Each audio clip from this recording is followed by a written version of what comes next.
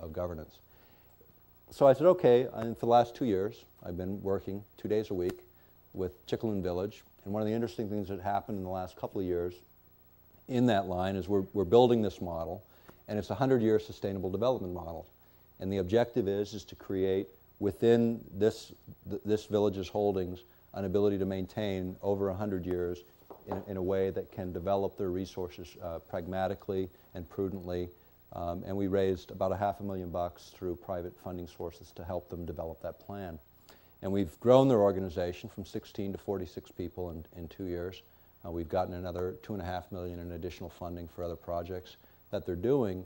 And the idea is, again, creating a model that can be replicated not just by third world countries, but by any community interested in stimulating their own ideas and having them realized in the real world. And what did that lead to? These are matriarchies, which is really interesting. The end of the chain is a woman. And this is the way it's been traditionally in this culture for as long as anyone can ever remember as far as their history goes. And I used to get in this argument with Katie, our elder, and every time she'd come in the room, I'd say, there's the boss. And she'd go, no, you're the boss. I said, no, wait a minute, you're the boss. And so she gave me a name, and I was adopted by that village, and she gave me the name Kaska, which means the boss. So now I can't argue with her anymore. And then the other thing that happened is I was adopted by one of the other tribal folks, Danita Peter from Tyonek, and she gave me the name Nabuquinishin, which means the one who speaks for us, which I had to really think about because that's a big responsibility to take on that name. But again, it's about unexpected things. I mean, that was the highest honor I've ever been paid in my life, was to be included in a culture that I value tremendously and to become a part of that culture.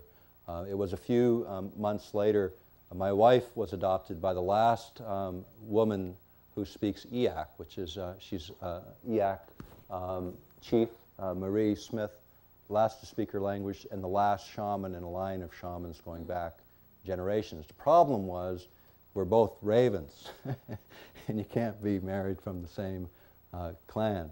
And so I guess when I get back, I get converted to an eagle, which is going to be real interesting. The only people that can do this is a shaman. So that's going to happen in a ceremony when I get back, a ceremony that hasn't been done in many, many decades.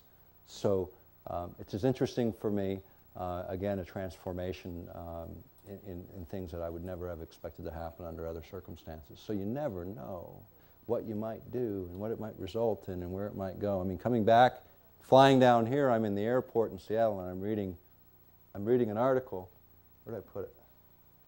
I'm reading an article in a magazine, and it's, you know, this happens to you when you're out there in circulation. You don't know what people are writing about you, and you got to hear about it when you're in an airport. So I'm in the airport, and I'm looking through this magazine, and I probably made them mad because I ripped it out, but but it was another one of those bizarre events, because as I've been working with those folks, then I read this article, and it was in Alaska and Southeastern, and it was July of this year. And back in, I think it was March, I was speaking at this conference on native sovereignty issues. And I had to read about it in the magazine on the way. So you never know what you're going to do and where it's going to go, and when you're going to read about yourself in some magazine somewhere that you didn't expect to see. And the point again is, don't underestimate what your potential is. Just do what it is that you know to be right. Be true to that inner voice. Act upon what it says. If it's got anxiety, fear, anger, hatred attached to it, pull back. Run the other way. Because those aren't the motivations, and those aren't the motivating forces behind people doing good work. It's the opposite things. It's love, it's compassion, it's consideration. It's being able to cross those barriers of trust that sometimes our own belief systems stand in our way. Accept people where they are, accept them who they are, and the rest will take care of itself. You know, I think back on some of the greatest spiritual leaders in human history. You know, they didn't spend their time with the elites, the people that already supposedly had the answers. They spent their time with the people in need of the answers. They didn't pass judgment. They saved that for Judgment Day. You know, they took people, accepted people for who they are, acted against their knowledge of the truth, did things that were right and true and were true to their spirit, in the hope that that example would stimulate others to do the same. And that's all we're ever called to do, is to do the best we can for who we are, reflect that outward in the best way that we can, and hopefully that will stimulate others to do the same. And I talk about it, when we talk about the technological protest of HAARP, we believed in a whole different approach. We were looking at it in the same way as you look at the internet, only it's an organic internet. We're all part of that. There's millions and millions and millions of us out there doing little pieces of the puzzle, not waiting for formal organizations. There is no head. You cannot cut it off. You cannot stop it. You cannot slow it down. If we each act on what we know to be right and true and begin to do that on a routine, regular basis, recognizing we are not alone, don't wait for the leadership. You're standing in it. And I think that's another extremely important point, because when you look at any military writings on the military plan for every contingency, every possible outcome is considered. And the one outcome that they cannot guard against is spontaneous revolution. Think about it. What happened in Eastern Europe? Was it a core group of leaders that came to the surface and said, hey, let's go out in the streets? No, because whatever happened to those guys whenever they surfaced, they cut them off at the knees, threw them in jail, and that was the end of them. It was spontaneous demonstrations where everyone said, this is it, we're done. They moved into the streets, and out of that came the leadership after the fact, not before the fact. And you know what? Most of that, in many parts of Eastern Europe, particularly in the Black Sea region, was stimulated by environmental degradation. Because what happened in the Black Sea was 126 species of fish used to be harvested there commercially, and they used to have an incredible tourist industry, and it's so polluted today that you only have 4 harvestable species in marginal quantities and of marginal quality coming out of the Black Sea, and it's devastated the economies there. It was environmental issues. And then what happened? Then what happened is the environmental issues were overshadowed by economic issues, because you got PhDs selling trinkets on the corner making $50 a month, instead of using that intellectual power, that human power, in some more productive way. The greatest sin in Eastern Europe right now is the underutilization of human beings in terms of what we're capable of, because we have all of these great educated minds being lost in the process. People that are solution-oriented, that obviously went through some of the hardest times of any organized governments, have come out of that and were willing to do something. And what have we allowed to happen? Economics corrupt those systems to the point where they're immobilized in many respects. When you look at what's happening in this kind of a conference, out of this, I don't know who's going to remember 10 words that we said here today, but whatever those 10 words were, whatever those things were, whatever those general impressions were, they'll go with you. And the thing that I've also said a lot is a way, and another thing to watch in the course of conversation is, and I heard it earlier today, and I think it was said correctly, but when emotion motivates, behind the words, there's a lot of emotion behind my words, they move things into action, they energize it, they push it out there. But it's not to be used the other way around. Think about when you're being manipulated, it's when you're being charged up emotionally, and you get either fear, panic, or some other emotion, and that's what's focused on, and it's twisted and tweaked, and that's manipulation. Because emotion is meant to propel words into reality, not the other way around. And I think a lot of what we've heard in the last couple of days has had that sort of underlying theme of motivating people, but the real thing is we motivate ourselves based on what we know to be right and true, and we act against it. A couple of things I want to talk about. How much time are we sitting on? Still got 20 minutes. Okay. I want to leave time for questions, so I don't want to use it all up. When I get to 15, I'm going to stop. But I want to talk a little bit about privacy issues, because we haven't even touched on those, and it's a major chunk of our work in Earth Rising. The things that jump out, I mean, do you remember hearing just recently about the facial imaging they were doing in the football game in Florida, I guess it was, right? We wrote about that when we published this in January of last year. And in that, it was before the event, we said, look, this is where it's going, this is where it's headed, and this is what you're going to see. You're going to see it in airports, you're going to see it at sporting events, you're going to see it wherever there's people gathered. And that's exactly what we're seeing. When you look at what happened during the WTO protests And you think about that. Now here was, again, an issue that had been around in Europe for a long time, debated heavily by average people as not being good for Europeans, in the same way that in Canada and the United States we've been saying, hey, look, this is not good for average people, this is only good for corporations. And what happened in Seattle? You had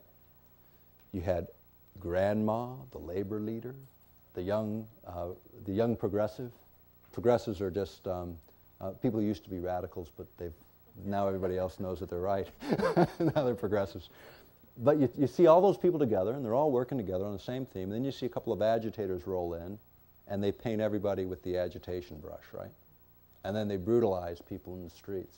You know, something we thought we were out of. You know, we thought we had all matured enough in our forms of government and the way we react to each other to get beyond that.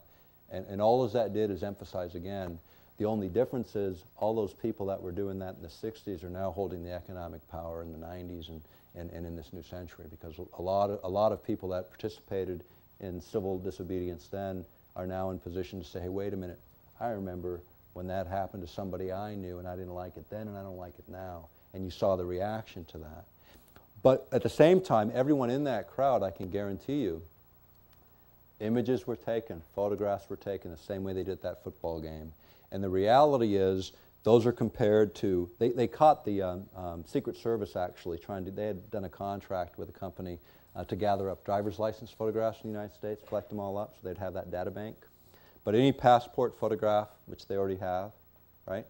Driver's license photographs are in government hands. Any facial image, they can actually go through a crowd and compare them at such a rapid rate they can determine who's there and what's going on there. And then if you appear in so many of these, now you're an adversary of the government. And if you read the protocol on non-lethal weapons, they have adversaries are defined as those who oppose American policy. Now, what happened to public and political debate? Now, how can you be classified in a paintbrush sort of approach that you're an adversary because you have a dissenting opinion? And that's why these kinds of gatherings are important, because dissenting opinion is what is the stimulus of public and proper public debate. But in that, so what else can happen? We talked about cell phones, and then have you seen the new AT&T commercial where the guy, the kind of hoodlum-looking guy, is walking through the store and he's shoving things under his coat? Have you seen that one? Okay. Shoving things under the coat and he walks out, you know, and then the cop comes up behind him and says, hey, wait a minute, and you swear he's going to be arrested, and he's handed his receipt. And a receipt, you know, for all the things that he put under his coat. Because the smart cards now are radio activated so that when you go out the door, it can, you know, it registers who you are and then debits your account and does the whole thing. And it's propaganda in the sense that they're preparing you for this eventuality. Now, if you go back, and everyone here has heard about implant technology, and I'll touch on this and then I'll go to the questions. The first place I saw it was in that I felt was credible, beyond using it in pets for determining, you know, where the pet goes. But there's an article that's called "The Revolution in Military Affairs and Conflict Short of War." It was produced by the U.S. Army War College in 1989, and they talked about the use of implants, transponders specifically, that they would put under the skin of American servicemen when they were going into combat, on the theory that if they got lost, captured, or what have you, they could easily triangulate their position and extract them from a combat situation. Excuse me. And in that, you know, you think about it. Now, if I were in the service and I were going in a combat situation and I had that option, you know, I might want that option. But we all know what the options are in the service. You do it or you go to jail. You know, there are no options. It's their way or no way, or the highway or the jail way, you know, and that's about it. So the thing that bothered me, though, wasn't so much that. It was the next thing they said was this would be useful for business travelers, because after all, it's a volatile world, and in the event that these people were in a hostile situation, we'd certainly want to extract them. And of course, we wouldn't activate the thing unless there was really a conflict. Trust us. You know, it's like, wait a minute, you're the same guys that experimented on 500,000 people without their permission. I'm not giving you any permission. The point being, that's 1989 technology and publication. What's happened since?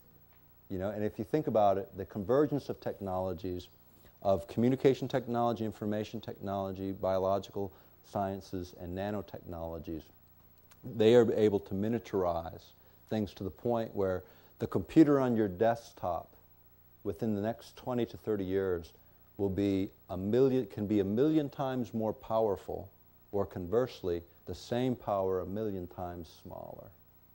That's where they're headed. That's where the technology is headed. The kinds of transponders we're talking about today don't just locate position, but they also perform a number of other functions, measuring vital functions of the human being that they're implanted in. They're even talking about using them for advanced communication systems. And there are some technologies out there that would provide for that. But again, it's not that far away. When you think about how much of your life is now digitized, how much of your assets are controlled by electronic transfers of data and information, it's going to become increasingly critical that safeguarding access to your electronic data. So the first step will be a smart card, because it's going to, it's going to protect you after all. I mean, you don't want anybody else to get your numbers and be able to access your system. But then those are going to get stolen, and then it's going to become the next thing, which is an implantable technology that's more difficult to remove.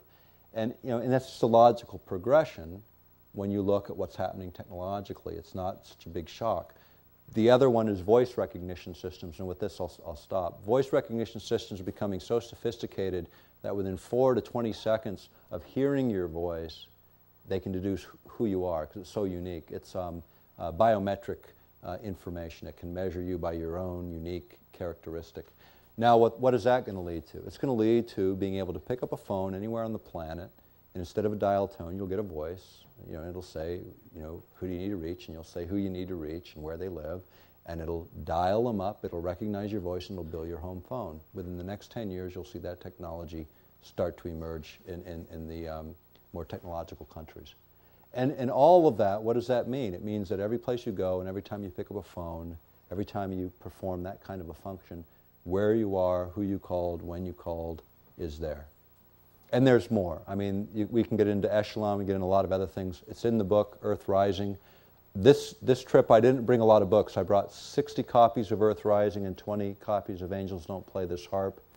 And then I brought a small device called a cell guard for cell phone use.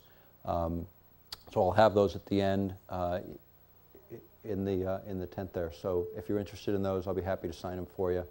We had a few catalogs. If you didn't get one, everything in the catalog is on our website, so take a look there. And with that, I'll conclude and allow time for questions. And thank you very much.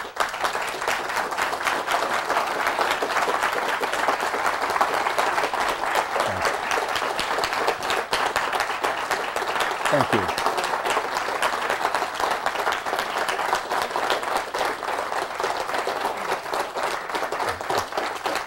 Thanks. Yes, sir. Nick, I'd like you to, is this working? Yep. I'd like you to comment on us, we as the enemy. The reference I'm making to is quite simply a personal experience here on the site. I saw the RCMP, the gravel cops, go by a number of occasions, and I'm going to refer to a specific situation that occurred in Quebec City with St. Clair Stevenson, not a very prominent ex-MP, where he was personally shaken up by these brutal black police with no ID. This is the WTO in Quebec. And he said to the police as he was being jostled and pushed away, "How long are you going to be here?" And he said, the police in charge answered and said, "As long as the enemy remain." Right. I think that's, that is a very valid point, because, government, it's supposed to be a reflection of who we are, not the other way around. This document, Revolution of Military Affairs and Conflict Short of War, the thing that was the most disturbing in that document wasn't about the implants or transponders, as they were called in that paper. It was about what they were suggesting about the technology generally, because it was about technology and its advances. And what they said is that the technologies that were coming forward in the RMA, Revolution of Military Affairs, is now a standard phrase in military circles. They equate it as, in the same way, in fact, in that paper, as when they introduced gunpowder into Europe, the effect that had on warfare, or the atomic weapons earlier in the last century and what it had an impact on warfare. The new technologies will have the same impact in terms of a huge change in the way in which wars are fought. And what they said about these new technologies, they said that they will conflict with most American values. And instead of stopping there, right, and saying, okay, if it conflicts with American values, we're not going to do it, instead they developed two scenarios for changing American values. And they said the scenario was that to create an environment of fear using international drug trafficking and international terrorism as the vehicle for creating fear and uncertainty where people will give up their civil liberties in exchange for safety and security. Now, how many of you have been directly or indirectly affected by terrorists or anyone you know? Okay? But the point is, you know, when you think about, you know, let's look at, I use this example with someone in this trip, but the example of, in the United States where firearms are so horrible and everyone's getting shot, 15,000 people a year die from gunshot wounds. 90,000 a year, according to Harvard, die from medical malpractice. Now, which one gets the attention? And that's a conservative estimate. You know, the fact of the matter is, terrorism as a threat is certainly there. But look at how many column inches in the news media in the last 10 years have been dedicated to terrorism and international drug trafficking. And the objective in this paper was that people will look the other way. If you drop a plane out of the sky using electromagnetic devices, which they talk about right in that paper, and they crash and they burn, no one's going to care. And the argument they tried to raise is because it's happening outside the boundaries of the United States, it's somehow permissible. The fact of the matter, everyone who serves in the American military swears an allegiance to a constitution that travels with them.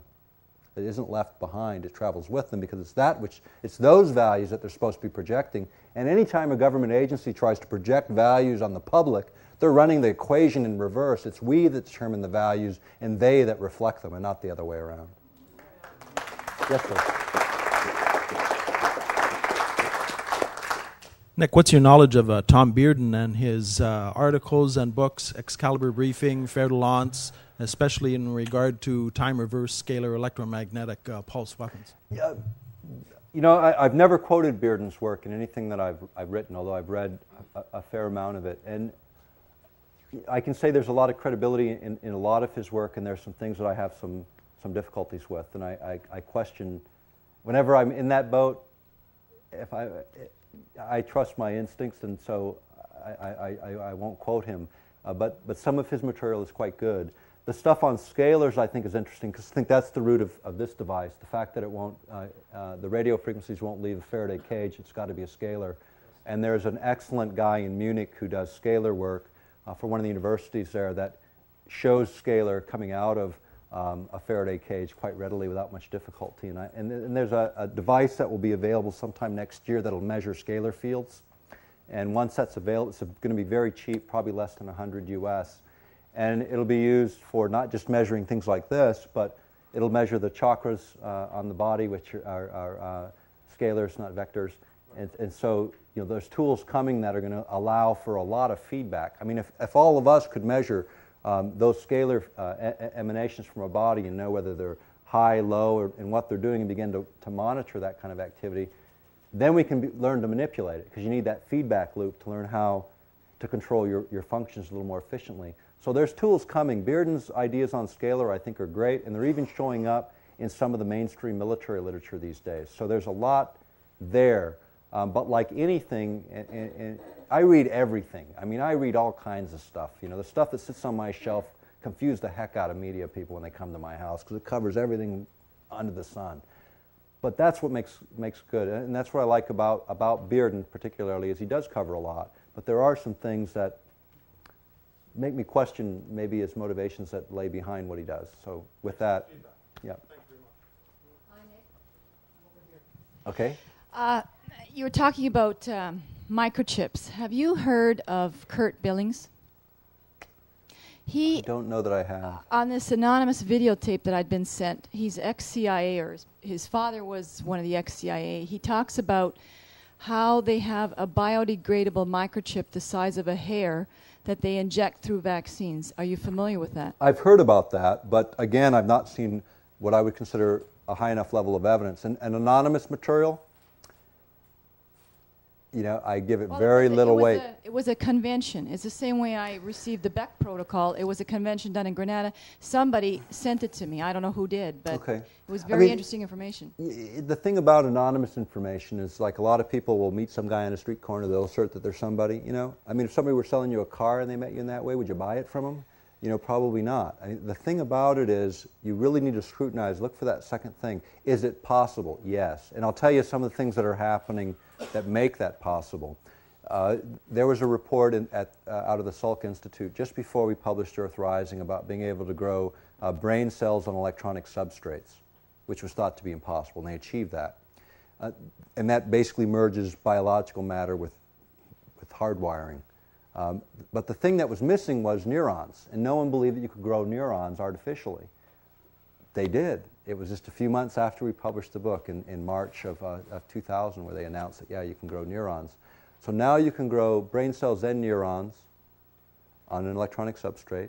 You take that, and then you get into some really weird science, because now you can merge what's possible here with machines. That becomes pretty startling. But it's the nanotechnologies that you're getting to, which is the miniaturization of all of this technology, and that is advancing extraordinarily fast. The idea of something being injectable, maybe not as small as a hair, but perhaps the size of a grain of rice. It was through a vaccine, and apparently it was kept powered in your body through over-alkalinity, which they felt was happening because they're spraying the chemtrails. Well, I mean, again, you're jumping into a couple of areas where maybe I have a little more difficulty accepting. Chemtrails is one of them,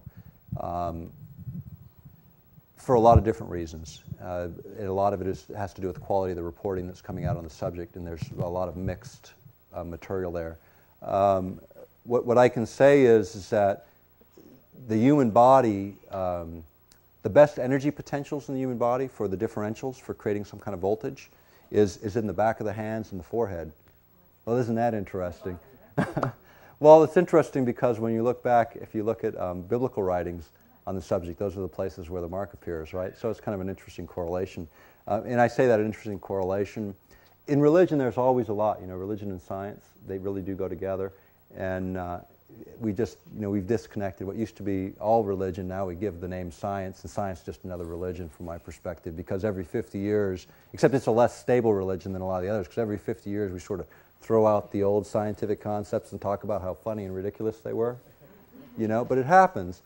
And it's not that you throw it all out, it's just that you elevate the knowledge and you put it in perspective, and it changes. And I think that the miniaturization, the use of vaccines, I mean, if you want delivery systems, you look for something that are common. So is it plausible, and does that make sense? Absolutely. If you're going to deliver something you want the whole population to have, would you use a vaccine to do it? Yeah. And then you run into people like me who have religious objections to vaccines and don't get vaccinated. So, you don't get everybody, but you get a lot of people. So it's true.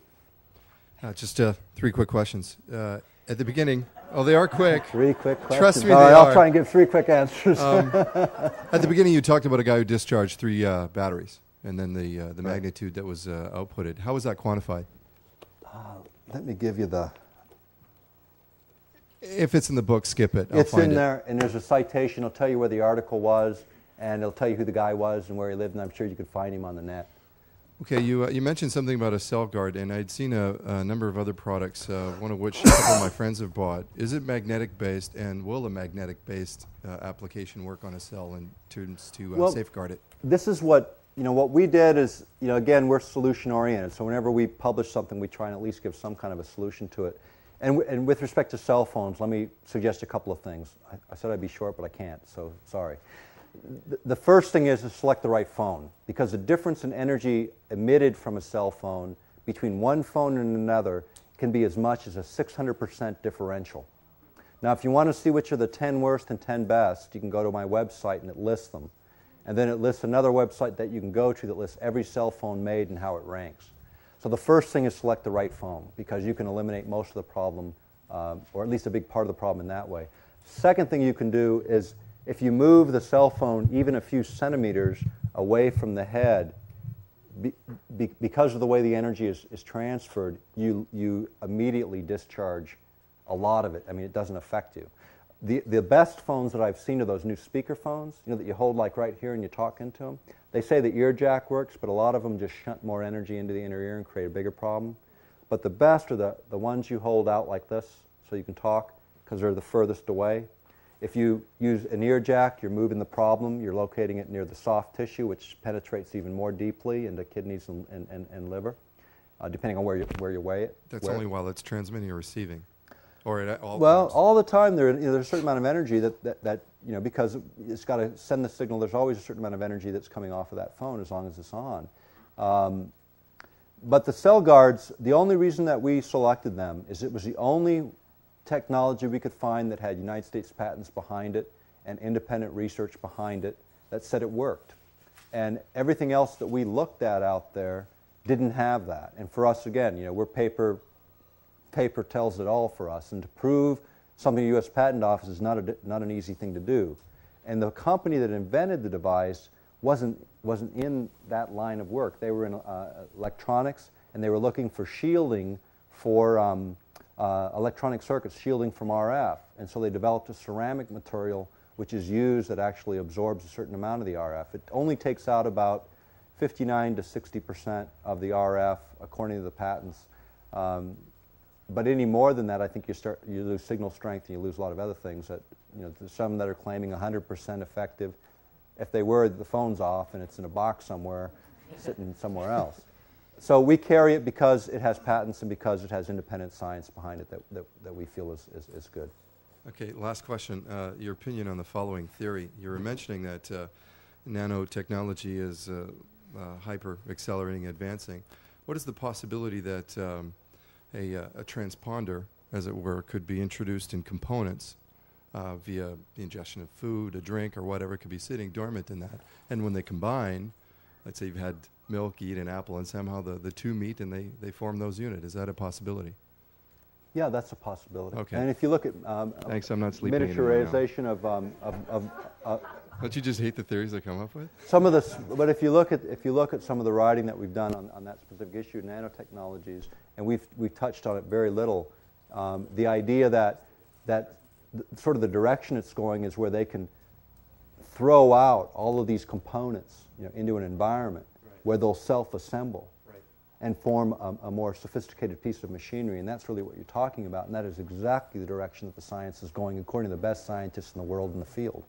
So yeah, it's possible, and again, it's like the operator. What really needs to happen? Not civil penalties for people that violate our human rights, but criminal penalties that put them under the jail. Because right now, the people that have gotten away with 500,000 experiments, none of them have become accountable. They hide in their academic institutions, in their government institutions, totally insulated from accountability.